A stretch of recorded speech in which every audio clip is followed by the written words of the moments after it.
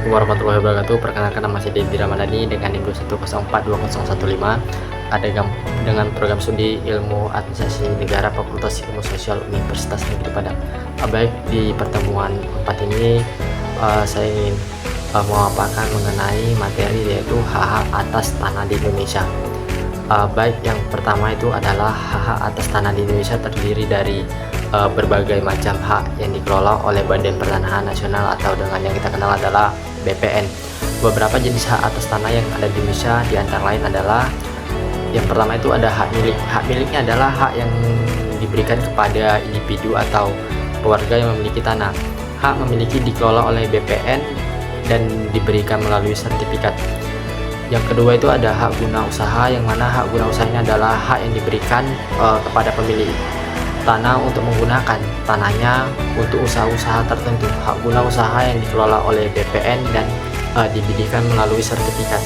Berikutnya adalah hak guna bangunan, yang mana hak guna bangunan ini adalah hak untuk mendirikan dan mempunyai bangunan-bangunan di atas tanah yang bukan miliknya sendiri, yang mana hak guna bangunan dikelola oleh BPN sendiri dan diberikan melalui sertifikat. Yang keempat adalah hak pakai, yang mana dari hak pakai ini adalah hak untuk menggunakan atau memungut hasil dari tanah yang dikuasainya langsung oleh negara atau memiliki orang lain.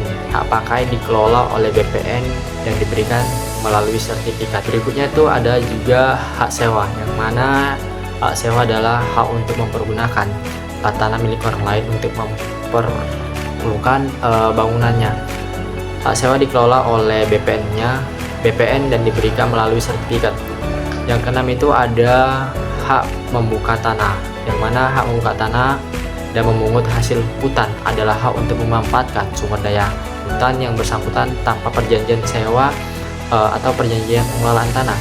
Hak pembukaan tanah yang dikelola oleh BPN dan diberikan melalui sertifikat.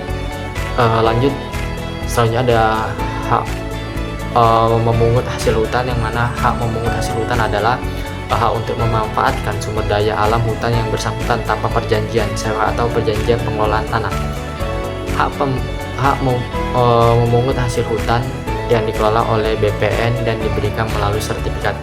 Yang ke-8 yaitu hak tanah untuk keperluan suci dan sosial, yang mana dari hak tanah untuk keperluan suci dan sosial ini adalah hak yang diberikan kepada badan-badan keagamaan dan sosial untuk usaha dalam bidang keagamaan dan sosial.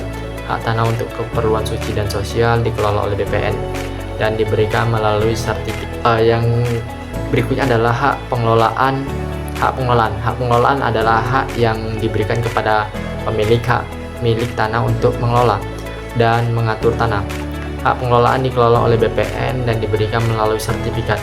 Dan yang terakhir adalah hak atas tanah, yang mana hak atas tanah adalah hak yang diberikan kepada pemilik hak milik tanah untuk mengelola dan mengatur tanahnya. Hak atas tanah dikelola oleh BPN dan diberikan melalui sertifikat. Baik, berikutnya ada hak satuan rumah susun, yang mana hak satuan rumah susun ini adalah hak yang diberikan kepada pemilik rumah, pemilik tanah untuk mengelola dan mengatur satuan rumah susun. Hak satuan rumah susun dikelola oleh BPN dan diberikan melalui sertifikat. Berikutnya yang terakhir adalah hak pendaftaran tanah, yang mana hak pendaftaran tanah ini adalah hak yang diberikan kepada pemilik hak milik tanah untuk pendaftaran hak tanah di BPN. Hak pendaftaran tanah dikelola oleh BPN sendiri dan diberikan melalui sertifikat. Mungkin ini saja yang bisa saya paparkan mengenai pertemuan 4. Pada bila kurangnya saya mohon maaf. Saya akhiri dengan wabillahi taufiq wal hidayah. Wassalamualaikum warahmatullahi wabarakatuh.